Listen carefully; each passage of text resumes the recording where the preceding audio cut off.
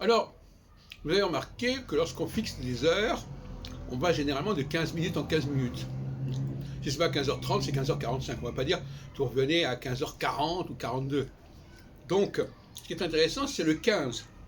Le 15 apparaît à la fois dans le système saturnien du cycle. Si vous divisez les 28 ans, 29 ans de Saturne en deux, vous avez 15 ans. Eh bien, quand vous divisez l'heure en 4, vous avez 4 fois 15 minutes. On trouve le 15. C'est un chiffre important, le 15. Pourquoi? Parce que on a montré en anthropocosmologie, si on recoupe par certains côtés les recherches de Roger Eke, mais enfin, il n'a pas du tout le même modèle de référence, on a remarqué que de 15 ans en 15 ans, on retrouvait les mêmes situations. J'ai déjà dit encore hier, 81, 80, voilà, 81, vous ajoutez 15, ça fait 95, vous ajoutez 15, vous pouvez toujours fonctionner sur 15, 15, 15. Et puis si vous voulez décaler, vous ajoutez 7. Donc, si vous avez une phase A, vous ajoutez 7, vous arrivez à la phase B. Et puis si vous ajoutez 7, vous retrouvez la phase A. Donc on est pour une astrologie extrêmement simple, extrêmement facile, où il suffit de calculer dans sa tête. Dans 15 ans, il y a 15 ans, c'est pas compliqué. Finalement, on n'a quasiment pas besoin d'éphémérides.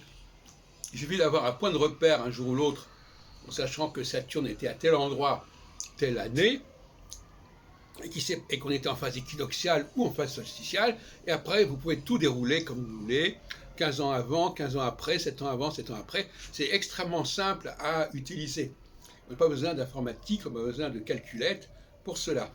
Alors que chez Roger Eke, par exemple, avec son astrochronobiologie, son ACB, il faut tout le temps avoir l'ordinateur, la calculette pour savoir ce qui va se passer, etc. Donc on n'est pas du tout même. Et puis en plus, ce qui me paraît important, c'est que si on apprend à regarder le ciel, eh bien on voit à quel moment Saturne va passer sur l'étoile qui est censée actuellement correspondre à l'axe équinoxial.